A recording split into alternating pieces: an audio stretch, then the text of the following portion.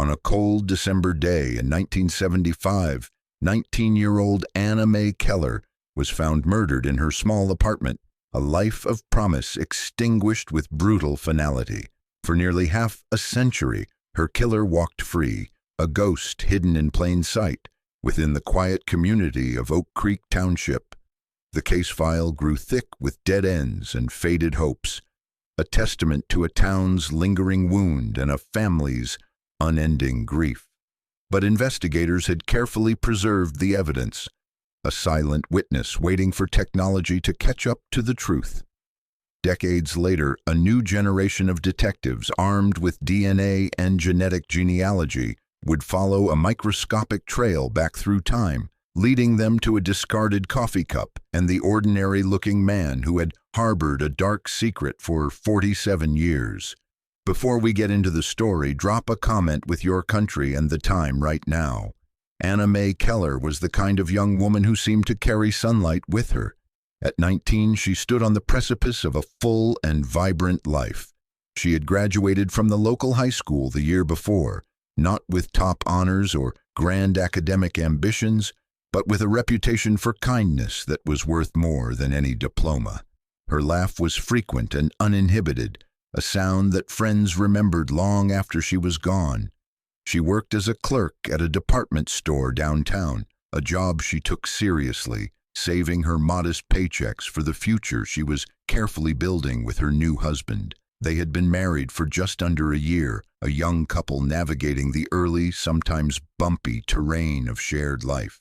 Their apartment was small, situated in a 2-story brick building on the edge of town, but it was their own. Anna had filled it with secondhand furniture she had lovingly refinished, and potted plants that she coaxed into bloom even in the shortening days of late autumn. She dreamed of being a mother, of filling a home with the warmth and laughter she radiated so effortlessly. She was a daughter, a sister, a wife, a friend. She was just beginning. Oak Creek Township, Pennsylvania, in the winter of 1975, was a place defined by a sense of durable safety. It was a community of rolling farmland, modest single-family homes, and a main street that served as its quiet heartbeat. People knew their neighbors. They left their doors unlocked and let their children play outside until the streetlights flickered on at dusk. Crime was something that happened elsewhere, a headline in a city newspaper or a story on the national news. The gravest local offenses were typically teenage mischief or the occasional bar fight on a Saturday night. Murder was an abstraction, a horror that belonged to a different world. The first week of December had brought a sharp, biting cold. The skeletal branches of oak and maple trees clawed at a perpetually gray sky. A thin, stubborn layer of frost clung to the grass each morning, and the air carried the scent of wood smoke from neighborhood chimneys. Christmas decorations were beginning to appear in windows, their cheerful colors a stark contrast to the bleak landscape. It was a time of year meant for warmth, for gathering, for family. But a chilling darkness was about to descend on Oak Creek, one that would settle deep into the town's bones and remain for a generation. The morning of December 5th, 1975, began like any other Friday. Anna's husband left for his shift at a local factory. The two had argued earlier, a small, insignificant disagreement of the sort that punctuates any marriage, but it left a residue of tension in the small apartment. He had gone to work, expecting the friction to dissipate by the time he returned home, as it always did. Anna was left alone in the quiet of the morning, the rest of her day stretching out before her. What she did in those final hours remains unknown, a blank space in a life that was meticulously documented in photo albums and the memories of those who loved her. Perhaps she cleaned the small kitchen or read a magazine or simply sat with her thoughts, watching the gray light filter through the window. Later that day, her husband tried to call her from work during his break. There was no answer. He tried again. Still nothing. A knot of unease began to tighten in his stomach. It was unlike her not to be home or not to answer. He asked his supervisor if a co-worker could drive him home to check on her. The request was granted. The drive back to their apartment complex was short, filled with a growing sense of dread that he tried to dismiss as irrational. He was probably overreacting. She had likely just stepped out to the store or was visiting her mother. When they arrived, they found the apartment door unlocked. This was not entirely unusual in Oak Creek, but it added to the feeling that something was wrong. He called her name. The silence that answered was heavy, absolute. He and his co-worker stepped inside. The living room was tidy, undisturbed. Nothing seemed out of place, but the stillness was unnerving. He walked down the short hallway toward the bedroom. The scene that awaited him would shatter his life and haunt his nightmares forever. Anna was on the floor. The violence of the act was immediately shockingly apparent. He would later have no clear memory of the moments that followed. Only a collage of primal horror, a scream that felt torn from his soul, the frantic voice of his co-worker on the phone with the police, the sudden, cold realization that the woman he loved, the future they had planned, was gone. She never came back. The first patrol car from the Oak Creek Township Police Department arrived within minutes. The two officers who responded were young, accustomed to traffic stops and domestic disputes. They were not prepared for what they found inside the second-floor apartment. They secured the scene, their faces pale and grim, and radioed for detectives. The initial shock gave way to the cold, methodical process of a homicide investigation. The quiet apartment complex, moments before a picture of sleepy domesticity, was suddenly alive with the flashing lights of emergency vehicles and the urgent crackle of police radios. Neighbors began to emerge from their homes, drawn by the commotion, their faces etched with confusion and concern. Detective Harding was the lead investigator. He was a man in his late 50s, a career cop with weary eyes and a quiet, deliberate manner. He had seen his share of tragedy, but the murder of a 19-year-old girl in her own home, in his town, felt like a personal violation. He walked through the apartment, his gaze missing nothing. The scene was one of brutal, intimate violence. Anna had been stabbed multiple times. There were signs of a struggle suggesting she had fought for her life with a desperate ferocity. The murder weapon, a steak knife from her own kitchen block, lay nearby. What struck Harding immediately was the dish towel wrapped tightly around the handle. It was a conscious, deliberate act. The killer had been careful, thinking of fingerprints, trying to conceal their identity. This was not just a crime of passion, it was a crime of calculation. Amid the chaos of the attack, the perpetrator had possessed a chilling presence of mind. Harding knew this small detail would be important. He instructed the forensics team to handle it with extreme care.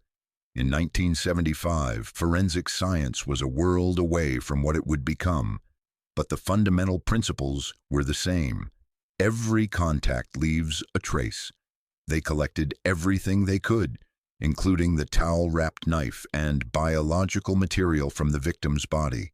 They did not know it then, but they were preserving the very seeds of a justice that would take nearly 50 years to bloom.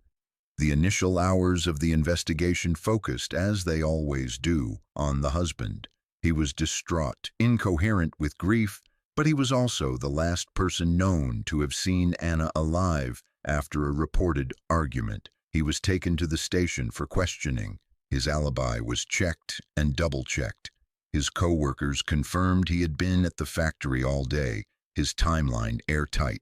He was cleared, but the cloud of suspicion, however brief, added another layer of trauma to his profound loss. Detectives then fanned out through the apartment complex and the surrounding neighborhood, knocking on every door. They spoke with dozens of people, searching for anyone who might have seen or heard something out of the ordinary. The responses were a frustrating collection of maybes and almosts. One neighbor thought she heard a muffled shout mid-morning but had dismissed it as a television. Another saw an unfamiliar car parked on the street but could not recall the make or model. No one reported seeing anyone enter or leave Anna's apartment. The killer had slipped in and out of the quiet community like a phantom, leaving behind nothing but a shattered life and a profound sense of fear. The murder of Anna Mae Keller ripped through the fabric of Oak Creek Township. The story dominated the front page of the local newspaper for weeks. Her high school portrait, a black and white image of a smiling girl with bright, hopeful eyes, was suddenly everywhere. The community, once cocooned in a sense of impenetrable safety, was forced to confront a terrifying new reality. A monster was among them. Fear became a tangible presence. Parents began driving their children to school. Neighbors eyed strangers with suspicion. And for the first time in memory, people all over town began to lock their doors. Hundreds of volunteers from Oak Creek and neighboring towns organized search parties. They combed through the woods and fields surrounding the apartment complex, looking for any discarded evidence, any clue that might point to the killer. They found nothing. The community held vigils, their candles flickering in the cold December night, a silent testament to their shared grief and disbelief. They wanted to help, to do something, anything, to reclaim the sense of peace that had been stolen from them. But the killer remained a ghost, and the investigation, despite the immense effort, was beginning to stall. Detective Harding and his team pursued every conceivable lead. They investigated past boyfriends, disgruntled acquaintances, and known criminals in the area. They looked into the possibility of a botched burglary, but nothing of value had been taken from the apartment. They considered the idea of a transient, someone just passing through, but there was a chilling intimacy to the crime that suggested a different kind of predator. The use of a knife from her own kitchen, the careful wrapping of the handle. It felt personal, yet every path they followed led to a dead end. Weeks turned into months. The initial flurry of media attention subsided. The volunteer searches dwindled. The detectives on the case were pulled into new investigations, new emergencies. Anna's case file, filled with interview transcripts, forensic reports, and dead-end leads, was placed on a shelf in the squad room. It remained open, but it was no longer active. The trail had gone cold. For the town of Oak Creek, the shock began to fade into a dull, persistent ache, a scar that would never fully heal. For Detective Harding, it became the case that would haunt the rest of his career. And for Anna's family, it was the beginning of a long and agonizing limbo, a life sentence of unanswered questions. The passage of time is a relentless current, pulling the world forward while leaving some people stranded in a moment of the past. For Anna's mother, Eleanor, December 5, 1975, was a day that never ended. The first anniversary of her daughter's murder was a brutal milestone. She had expected answers, an arrest, some semblance of justice. Instead, there was only silence from the police department. The local paper ran a small article, a brief memorial that rehashed the facts of the unsolved crime. Eleanor read it with a heart heavy with a grief that had not lessened with the changing of the seasons. As the years piled up, one on top of the other, the case became a piece of local lore, a ghost story whispered among a new generation that had no memory of Anna Mae Keller. 5 years, 10 years, 15. With each passing anniversary, the hope for a resolution dwindled, becoming a faint, flickering ember. The world moved on. Friends married, had children, and built lives. The apartment complex where Anna was killed was sold and renamed. The town of Oak Creek grew, new houses and businesses sprouting up, slowly burying the past. But for Eleanor, the past was ever present. She kept Anna's room exactly as she had left it, a shrine of youthful hopes frozen in time.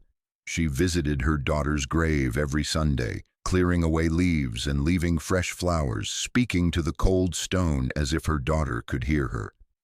Every year, on the morning of December 5th, she would perform a solemn ritual. She would pick up the phone and dial the Oak Creek Police Department, her hand trembling slightly. She would ask to speak to the detective in charge of her daughter's case. In the early years, it was still Detective Harding. He would speak to her in a gentle, weary voice, telling her that they had not forgotten Anna, that they were still looking, but that there was no new information. He always sounded tired and full of regret. The scaling back of the investigation had been a slow, unspoken process. In the first year, detectives would occasionally re-interview witnesses or follow up on a stray tip. But as time went on, the tips stopped coming. The case files were moved from the active cabinet to the cold case section in the records room, a quiet graveyard of the department's failures. The physical evidence, the carefully bagged knife, the clothing, the biological swabs, was meticulously cataloged and placed into deep storage in the evidence locker, a silent collection of secrets waiting for a voice. The community's initial wave of fear and solidarity eventually receded, replaced by the routines of daily life. The murder was still a dark chapter in the town's history, but it was a chapter most people preferred to keep closed. It was a painful reminder of their vulnerability, of a time when evil had walked their quiet streets and stolen one of their own.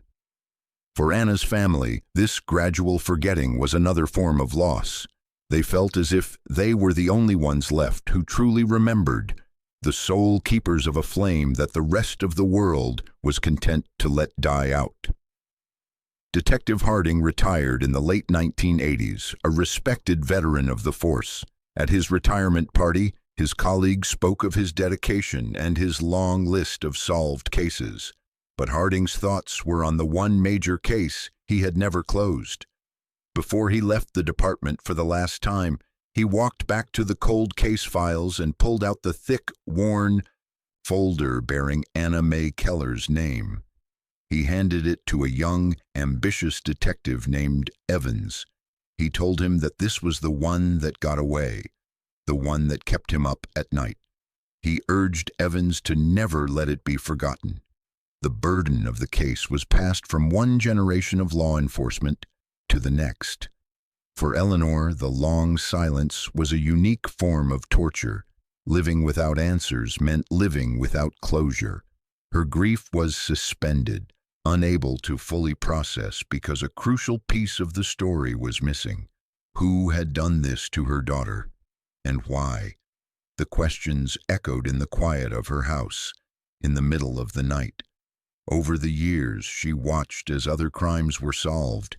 Other families received justice. Each time it was a fresh sting, a reminder of her own unresolved tragedy. Her annual calls to the police department continued, a testament to a mother's unwavering love and her refusal to let her daughter's memory fade into a forgotten file. The detectives on the other end of the line changed over the years, but the answer was always the same. No news, nothing new to report. We haven't forgotten her, but it felt like they had. By the late 1990s, the world had changed in ways that would have been unimaginable in 1975. Technology was reshaping every aspect of life, including police work. A revolutionary new tool called DNA analysis was beginning to unlock the secrets of cold cases across the country. Detective Evans, now a seasoned investigator himself, remembered the promise he had made to the retiring Detective Harding years earlier. He had never forgotten the case of Anna Mae Keller. He thought of the meticulously preserved evidence sitting in the department's storage locker.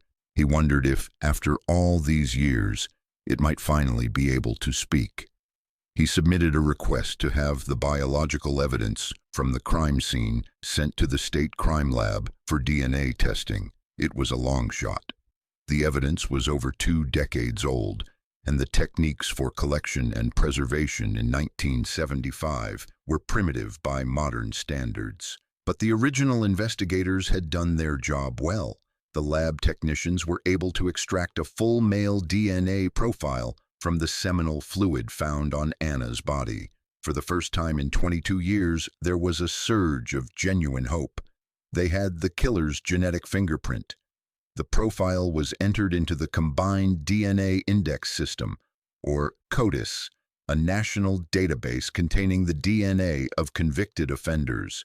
Detective Evans and the entire department waited with bated breath for a match. The notification came back a few weeks later. No hit. The killer's DNA was not in the system. He was a ghost in the machine, a man who had either never been arrested for a serious crime or whose crime predated the routine collection of DNA samples. The flicker of hope was extinguished. It was a devastating setback, but it was not a total failure. They now had a concrete, undeniable piece of the puzzle. They had the killer's profile, a silent witness waiting for a name to be attached to it. The file went back on the shelf, but it was different now. It contained a secret that science, they hoped, would one day be able to unlock. Another decade and a half slipped by.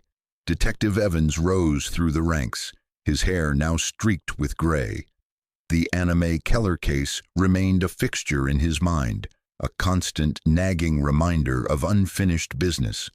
By the late 2010s, a new and even more powerful forensic tool was making headlines: investigative genetic genealogy. It was the same technology used by people searching for their birth parents or building their family trees, but now it was being used to identify violent criminals. The process involved uploading a suspect's DNA profile from a crime scene to public genealogy websites to search for partial matches with relatives who had voluntarily submitted their own DNA.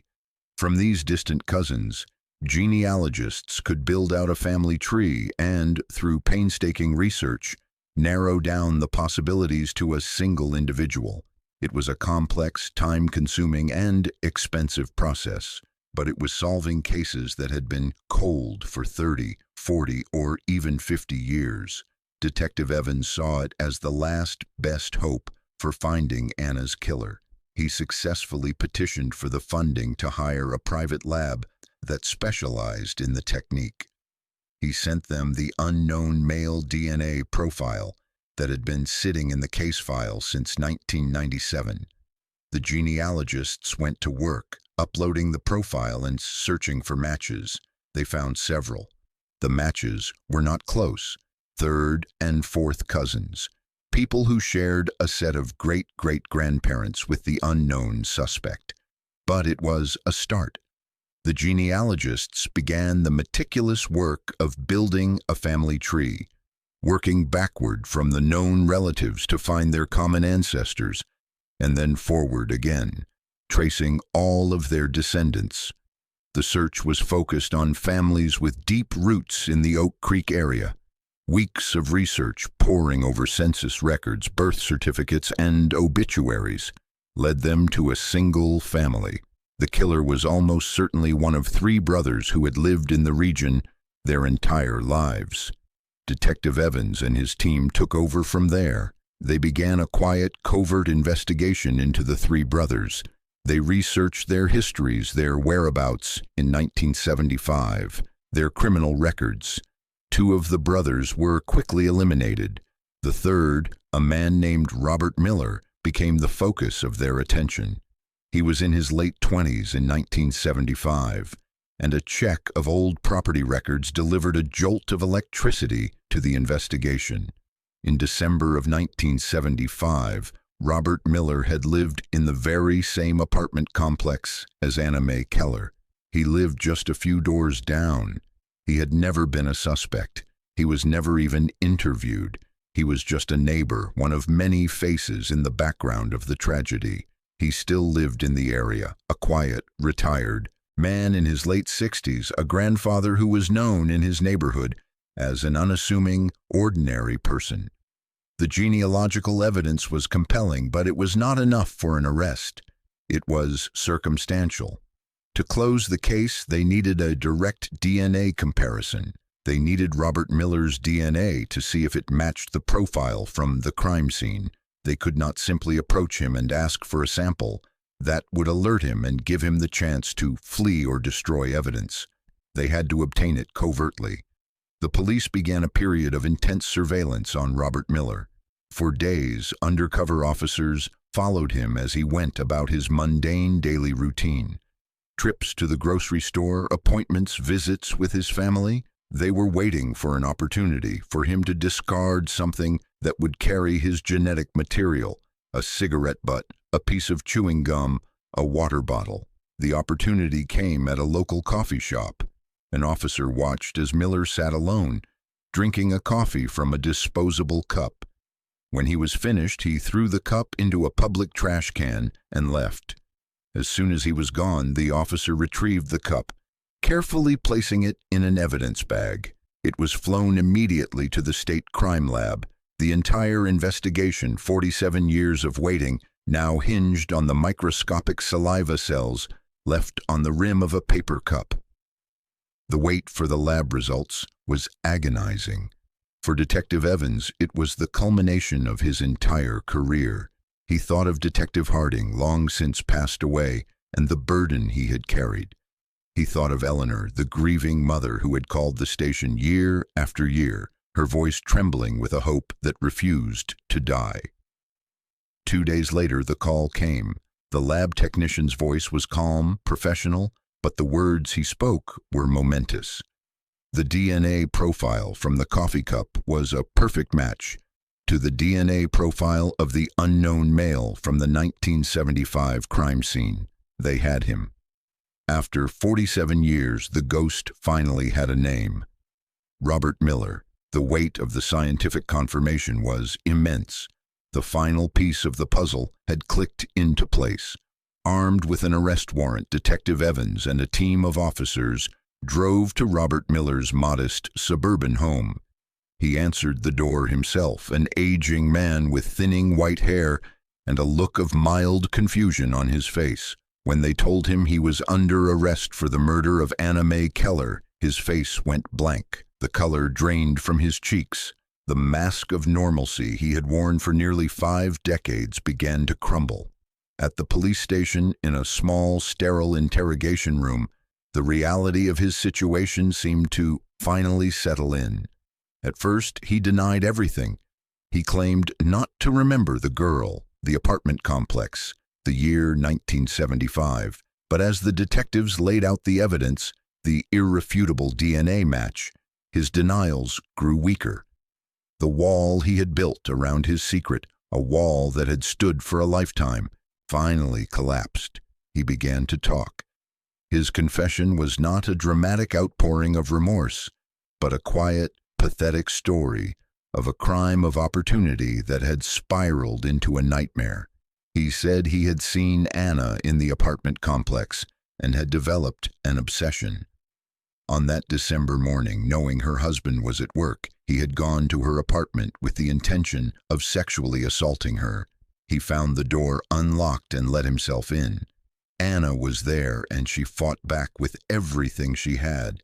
She screamed, she scratched, she fought for her life. In a panic, realizing he would be identified, he grabbed a knife from the kitchen block. He said he did not remember the stabbing itself, only the aftermath. He wrapped the towel around the handle, a frantic, clumsy attempt to cover his tracks, and fled. He went back to his own apartment just a few doors away and washed away her blood. He then watched as the police arrived, as the tragedy unfolded, all the while hiding his monstrous secret. He had lived the rest of his life in fear, always waiting for the knock on the door that he knew might one day come. He married, had children, and became a grandfather. He blended into the community, a wolf in sheep's clothing, his ordinary life a grotesque lie built on a foundation of unimaginable violence. His confession corroborated every detail of the crime scene that had puzzled investigators for decades. The unlocked door, the signs of a struggle, the use of a kitchen knife. The 47-year-old mystery was, at last, solved. The news of Robert Miller's arrest sent a shockwave through Oak Creek Township and beyond. For the community, it was a stunning, almost unbelievable revelation. This quiet, elderly neighbor, a man some had known for their entire lives, was the monster who had haunted their town for decades. It was a chilling reminder that evil does not always have a recognizable face. It can live next door. It can be the person you nod to at the grocery store. The arrest brought a sense of relief, but also a profound unease. The resolution of the town's oldest and most painful mystery was a moment of reckoning. For Detective Evans, the most important task was still ahead. He sat in his office, the official press release on his desk, and picked up the phone. He dialed the number he knew by heart, the number for Eleanor, Anna's mother. She was now in her late 80s, her health failing, but her mind was still sharp. When she answered, her voice was frail. He identified himself and took a deep breath. He told her that after all these years, they had finally made an arrest in Anna's case. They had found the man who had killed her daughter. There was a long silence on the other end of the line, then a sound that was a mixture of a gasp and a sob. Tears flowed freely, tears of relief, of sorrow, of profound, soul-deep exhaustion. The news she had prayed for, waited for, and all but given up on for nearly half a century had finally come. It would not bring Anna back. It would not erase the decades of pain and uncertainty. But it was something. It was an answer. It was justice. It was the end of a long and terrible vigil. Robert Miller, facing the mountain of irrefutable DNA evidence and his own confession, chose to plead guilty to third-degree murder and related charges. His plea spared Anna's family the additional trauma of a public trial, of having to listen to the graphic details of her final moments in a crowded courtroom. At his sentencing hearing, he stood before the judge, a stooped and broken old man. He offered no apology, no explanation beyond what he had already told the police. He was sentenced to 25 to 50 years in prison. For a man of his age, it was a life sentence. The judge's words brought a quiet finality to the courtroom. Justice, delayed for 47 years, had finally been served. The resolution of the case allowed the community of Oak Creek to finally begin to heal from a wound that had festered for generations. The story of Anna Mae Keller was no longer a chilling, unsolved mystery, but a testament to the persistence of justice. It served as a powerful lesson that the passage of time does not diminish the gravity of a crime, nor does it erase the memory of a life that was stolen. The town that had once been united in fear and suspicion could now be united in a sense of closure. The ghost that had haunted their collective memory had finally been given a name and held to account. Robert Miller was transferred to a state correctional facility to live out the remainder of his days. The life of quiet, unremarkable normalcy he had constructed for himself was gone, replaced by the rigid, monotonous routine of prison. He would die behind bars, the final chapter of his life, defined not by the family he had raised or the life he had lived in the open, but by the horrific secret he had kept for a lifetime. He was no longer a neighbor or a grandfather. He was a convicted murderer, his name forever linked to the senseless tragedy of 1975. For Eleanor and her family, the verdict was not a moment of celebration, but one of somber release. The weight they had carried for so long was finally lifted. They could now grieve for Anna not as the victim of an unsolved crime, but as the daughter and sister they had loved and lost. To ensure her memory would be one of promise and not just pain, they established a scholarship fund in her name at her old high school. The Anna Mae Keller Memorial Scholarship would be awarded each year to a graduating senior who embodied the qualities Anna was known for: kindness, compassion, and a bright spirit. Her legacy would now be one of helping other young people achieve the future that had been stolen from her. The case stands as a powerful monument to the evolution of forensic science and the unwavering dedication of law enforcement.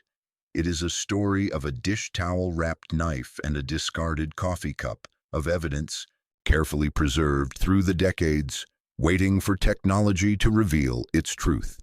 But more than that, it is a story about the enduring power of a mother's love, a love that refused to let her daughter be forgotten. It is a reminder that while justice can be painfully slow and the